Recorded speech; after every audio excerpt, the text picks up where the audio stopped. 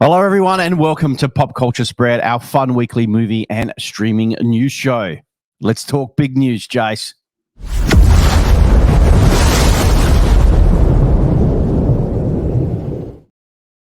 We've got some big news coming out this week, Jace, and it's all around CinemaCon. So the first story we want to talk about is Deadpool and Wolverine. Big laughs for exclusive R-rated footage at CinemaCon. This is huge, Jace.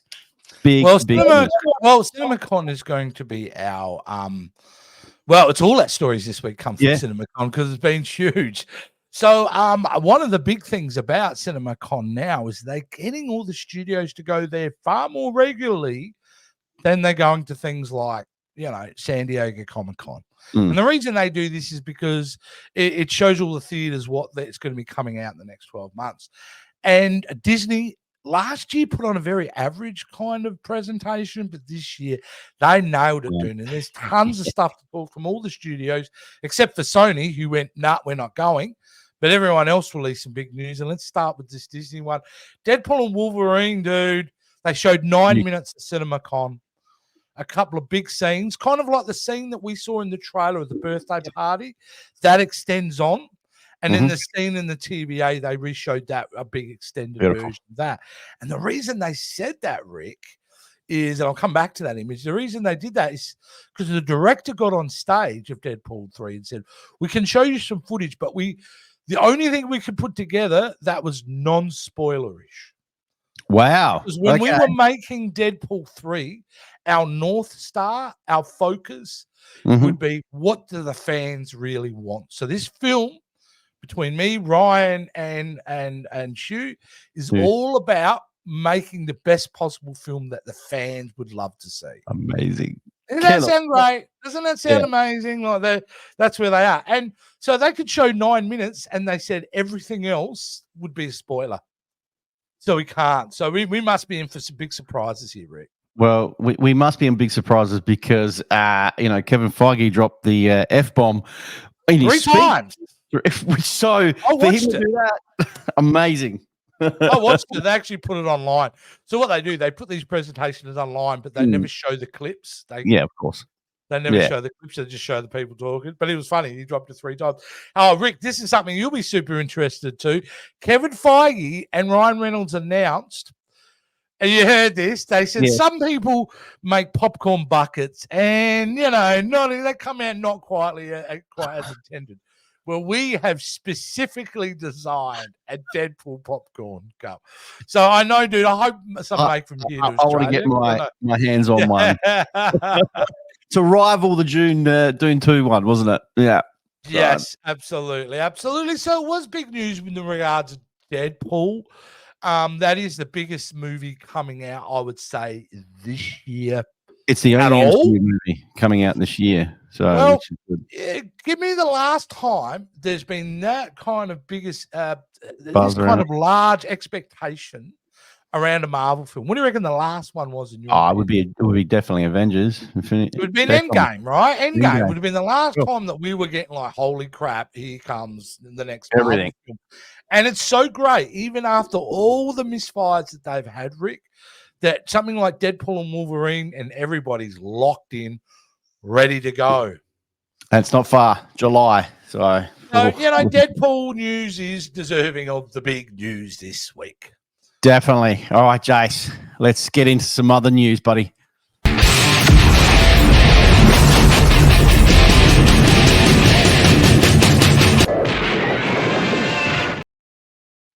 All right. The Running Man, Glen Powell, to star in Edgar Wrights, Stephen King's adaptation. I don't know how I feel about this one, Jace.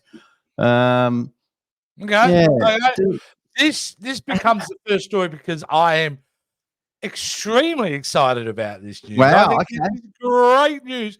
And the reason why we're diverting off the CinemaCon to talk about this story, Rick, I will take it from here. Glen Powell, you may know Glen Powell mostly from, there he goes, in Top Gun Maverick. Top Gun, right? Yeah. Yeah, and he was great in that movie. He is a very talented actor. He's done a lot of independent stuff. He's really burgeoning. So I think he's a really talented guy. So I'm going, hey, you've got a great actor, and I already like that you're completely changing the idea. Well, not the core idea, but how you'll execute this story. Because it is based on a Stephen King short story. Yeah. But dude, it's got to be about Edgar Wright. Edgar Wright is making this film.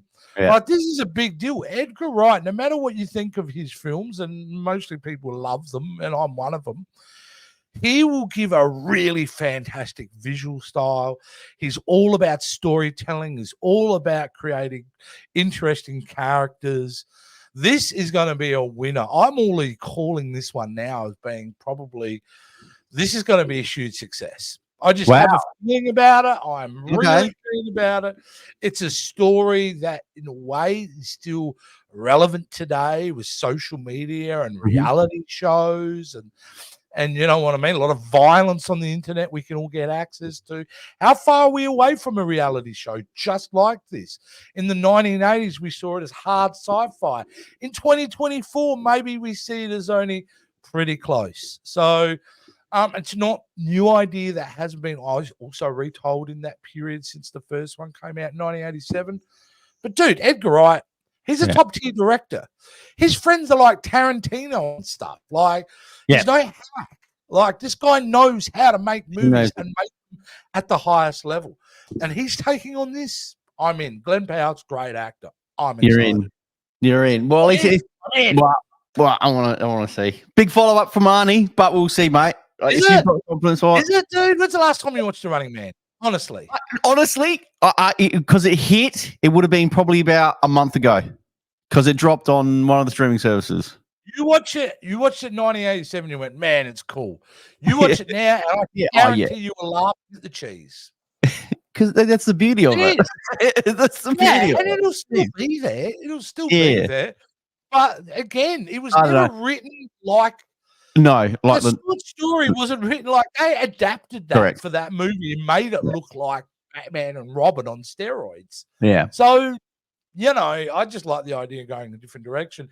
At the end of the day, I'm not really a big fan of reboots, as you know. I hate them. This one has a bit of meat to it. So, I kind of look at this as going, well, look at the original It with Tim Curry, which people love, but it was a cheesy 80s miniseries. To the new It. Like how amazing they did job with that. And that's what I'm banking on. They're going to do that. They're going to take something that's beloved, but put a new spin on it and make it fantastic. Yeah. Well, that's it. Speaking of putting a new twist on something. Sorry, buddy. There, buddy. Good segue. Captain America, Brave New World brings stars, stripes, and action to Marvel's CinemaCon panel. This is another exciting thing. Dude, did you hear what Kevin said about this? Kevin Feige went on stage talking about Captain America, Brave New World, turns around and says, hey, one of the most favorite films in their legacy of our Marvel films is Captain America, Winter Soldier. And this film is very much following in that pattern. Straight away, I'm going, bing, I got my attention because that is in my top 2 and 3 of Marvel films ever made. So it is fantastic. As for the coverage that they showed, it is very grounded and all that type of thing. They showed 2 scenes, Rick. One of them was between him and Harrison Ford, who takes over the role of General Ross from, obviously, the sad passing of William Hurt. And they have a nice little interaction, him and Sam, where the president asks him to help him rebuild the Avengers. In which Sam goes, what? Rebuilding the Avengers? And then we cut to another scene where I believe there's an attack in the White House. And there's a shot of Harrison Ford like cowering down, and Sam's trying to. This is a potential spoiler, guys. So if you don't want to know about close your ears, sorry, Rick, I'm going to spoil this. Apparently, there's a scene where the president's giving the speech. And remember the old original super soldier from Falcon and Winter Soldier? Remember, he's the first one to ever have the serum. Yeah. The modified serum. There's him there and all that. And apparently it's kind of like Manchurian Candidate because somebody says a word and he just stands up. 2 other people stand up in the crowd and they go to assassinate the president. And Sam kind of sees the president and the president says, you're no Captain America. And they cut it. So I'm really excited. I'm thrilled. I'm really excited because That is far more a political kind of spin, that political espionage thriller, which I thought was excellent in Captain America Winter Soldier. So for a film that I was like, oh, I'm going to see it, but man, I'm now, okay, I'm on board. I'm enjoying this. Like, we hear all this because we don't get to see the footage. We don't, we just see what they present on stage and all that. But if Kevin Feige's behind it and he's excited and there's a lot of that hype, you can't go wrong. Like, it's good at how they're slating all this out and how it's working out. So, I mean, I'm excited. When does this come out next year, doesn't it? Yeah. Yeah, it comes out in February, dude. I think Beautiful. Valentine's Day. So, wow. Anyway, before we move on from this story, there was another little thing that's kind of related. Is they didn't show any footage. They showed a little background message from Florence Pugh, but they released the new logo for the Thunderbolts. And I don't have a picture on it, but you can easily look it up. But what's really strange is the logo is very different.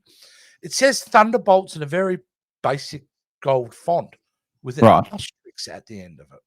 And Kevin Feige made a point of saying, see the logo?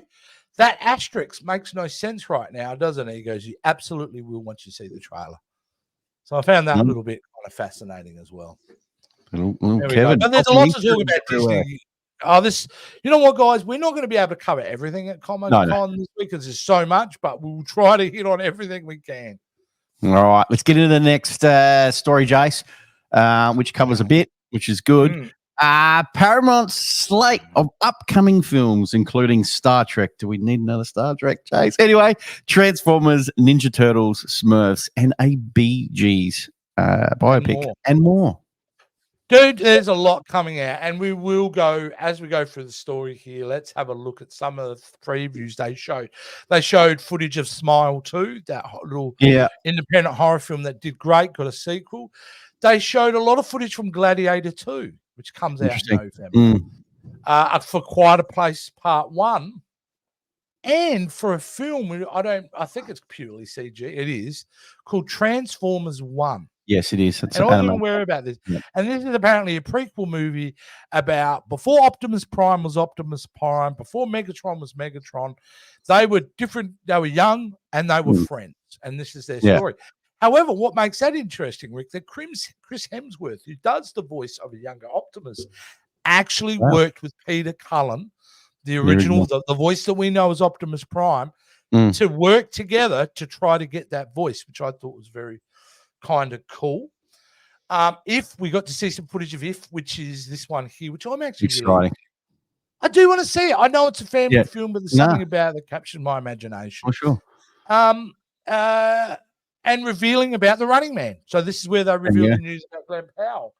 However, we got to know there's a live action comedy from the South Park Boys on the way. We know that's coming. Untitled. We don't know what it is. Scary Movie 6. Does the world screaming out for another scary movie? I think not.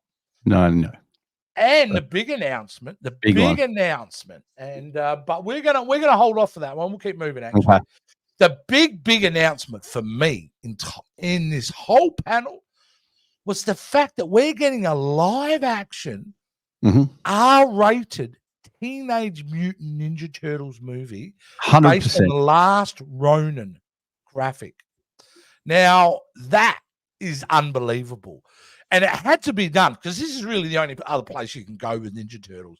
But the fact that they're saying, no, it is going to be R-rated. There's going to be a lot of blood and violence. Man, I thought that was so interesting to me. I actually got really excited about this. I'm very excited about this. So Paramount didn't have as big a panel as Disney did, but man, they did a really good presentation. And the other thing that we're not talking about, and the one that I'm really upset about, and is the one you went, is there need for another Star Trek? There's always need for another Star Trek movie. So let's just get that off the table, all right, Rick? Yeah, there's always room for another Star Trek. You can say what you like about those Kelvin movies, but that Star Trek Beyond was a great film. And the first one was great. No, this film is horrible idea. And I'll tell you why. They're right now investing a lot into the story and the TV series on Paramount, where we're getting a very specific overarching galactic kind of tale going on. This is apparently an origin story set decades before the 2009 Star Trek film. We've already had that called Star Trek Enterprise. That's that story. And the way they did 2009, Rick, if you remember the beginning of it, they reset the timeline. When Eric Banner comes in that giant ship and then blows things up, they reset the timeline, allowing them to do their version of Star Trek without messing with the OG version. It's like, oh, it's a different timeline. Time travel changed everything. We're good.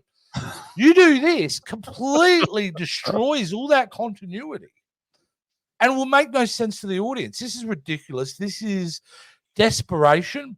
The only thing going for it is the director, Toby Haynes, who is an unbelievable director. He was responsible for directing episodes of Andor and also did that amazing Black Mirror episode, which was a homage to Star Trek, called the USS Callister. Did you ever see that episode? No. Oh, mate, unfucking believable. So that's great that he's got that. But yeah, doing another Star Trek film at the moment, forget that. You got problems in your streaming format at the moment. They need to fix them first without chucking it to the big screen.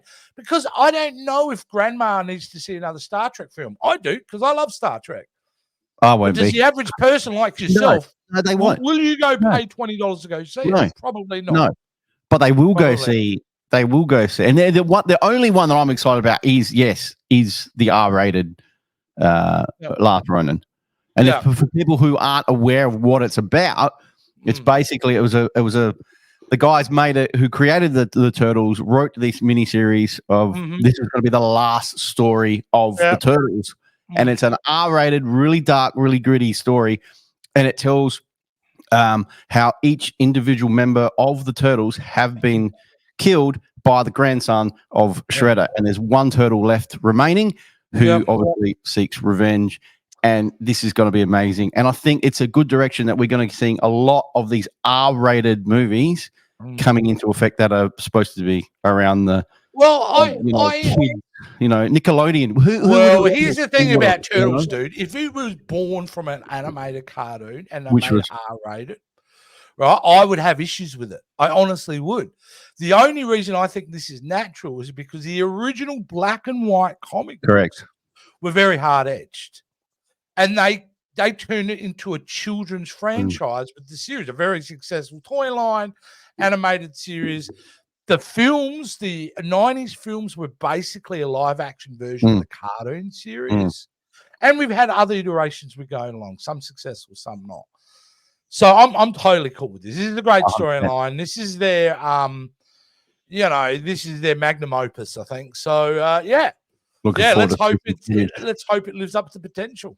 That's definitely all we're trying to ask for. Yeah. All right, Jess, before we get into the next segment, just want to remind everyone if they would like to hit that like and subscribe button for us and also hit that notification bell. We would really, really appreciate it. And also, guys, you can hear us on audio podcasts on Spotify, Apple, Amazon, and where all good podcasts are found. Guys, let's get into Train Wreck of the Week, Jace. Train Wreck of the Week!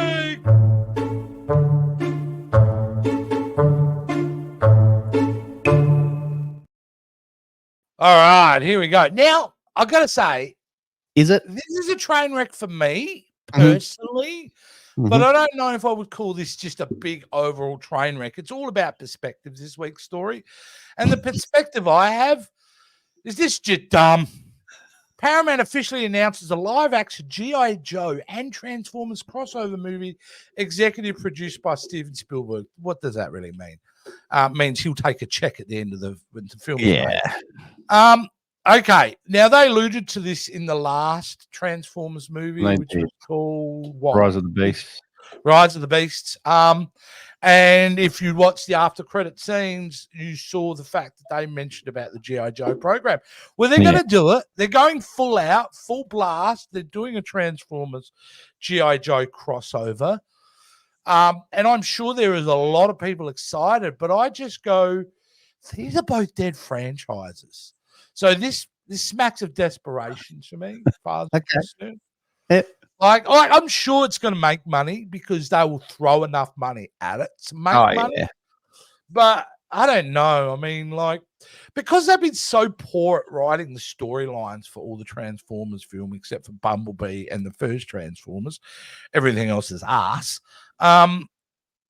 Yeah, like I'm very hesitant to go, well, what story are you building? Some convoluted mission they'll have to go on and they meet the Transformers and they got to team up to save the world, and then there will be interpersonal conflict between the characters because they'll be talking from the Cybertron point of view, and then you'll have the Earth point of view, and it just writes itself in such a 8 to 10-year-old way. It's, I don't know, man. I just like, I don't care what the hype is. I'm not seeing it. You can go to the movies, Rick, but I'm not going to see this. They have burnt me way too many times with the for me to Transformers. get excited about something like this. Yes. Yeah. Oh, look, I'm not super excited. They've never done this before. It was only ever done in the comic books. That was it. I've never even done this in animated series or anything like this. So this is the first. There are some little elements which I'm kind of curious if they do. You know, in the comics, you see that Bumblebee actually gets rebuilt because there's things that happen to him.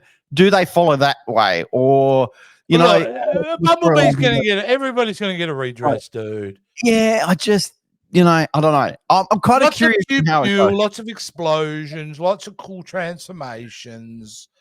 Nothing changes in that. None of that impresses me. None of it does, because we live in a world of 30 years of almost of being able to see whatever your imagination can come up with, we can put it on screen. For me, and I think I'm usually an early adapter, and I think most people will start to feel the same way, explosions and grand set pieces don't make for a good movie. They don't. They're good to have, and they should enhance a good movie, but they don't make it. And these films have been living off the backbone of visuals only. Michael Bay has a lot to answer for that. Well, they allowed him to do that, but really, a good story has to have a good plot, interesting characters, and the action should only ever enhance that. And I would say that across the board. Even John Wick, which I think is an amazing film, the reason it works is because you're instantly bonded to John Wick because of the death of the puppy. So you're rooting for him. You're already emotionally invested in that movie, and the rest of the action, it supports that. It doesn't take over from the plot. And I think that's the problem with these Transformers movies. So in essence, I think it's going to suck. Okay. But they're giant Transformers, giant robotic machines. What else can we do with them? I mean, like, we've just had Godzilla and Kong: The New Empire come out, right? And people seen it, and it's made a lot of money. But for the people that I know have seen it, have said really it is more about spectacle than anything else. And for me, it's just getting a bit tired. But it's in the title. You know what I mean? It is in the title. You know what you're getting if you go to that movie. And hence why I didn't go to that movie, because I went, look, honestly, the last opportunity that franchise had to tell an interesting story was the Monarch series, which blows my mind. It just got renewed the last 24 hours for another season because it was garbage in my mind. But there you go. Well, if you have a choice, Chase, the new Star Trek movie or this crossover movie at the same time, which one would you go see? I would have to go and see Star Trek. I would have to go see it. Fair enough. Just because I'm so well invested in it. Yeah. I do another podcast of all about Star Trek, so I would go see Star Trek. You know what I mean? There you go. Well, there you go, guys. You heard it from us. We'll obviously keep you guys informed and see if we get some footage and whatever. But, Jace, that is it, mate. That about wraps up the show for today. It does. It does. Like I said, we couldn't cover anything. There were lots of other studio. Lionsgate did presentations. Universal did presentations, all that. But really, it was Paramount and Disney that were the big players. Warner Brothers did a great presentation a couple of days earlier. But it really was these two that you can see all that on the internet, guys. You can just go to the same place we go to, guys. JoeBlow.com. That's where we get all our news from. Their fantastic site. I've been on that site for 25 years, trusting all their information. So go there to read all these stories in full. There's interesting stuff on there. That's where we go. All right, Jace, before we go, you can check myself and Jace out on this channel. You can check out all the trailer reactions and all our back catalogue. We've got there. All the links are down below. Also, Jace, you did mention that you were on another podcast. I am on the Captain's Quadrant podcast. We're a bit of a goofy Star Trek podcast, very different. We had some exciting news this week. I don't have the picture with me, but if you follow me on my socials, you'll see that we are now on a billboard in New Jersey in the lead up. In the lead, we are actually. Miss Mug is on a massive billboard in New Jersey, which you can check out my socials. But that's all the lead up. That I'm actually flying over to New York at the end of May to attend and host a couple of panels at Star Trek Long Island, which is really exciting, and I'll have more details. That'll be a big event, mate. Big event. First time to America. That's my first time to America, that trip, so it'll be really exciting. Another Aussie in America. Look out. That's what they need. They need more of us, mate. More of us. All right. We'll see you guys next week. Stay up. Thanks for watching. If you could do us a massive favor and hit that like, subscribe, and notification bell. Also, come and check out us on all our social media accounts and keep up to date. And if you're looking for some clothing, you're needing some merch, we've got you covered at the Pop Culture Spread store.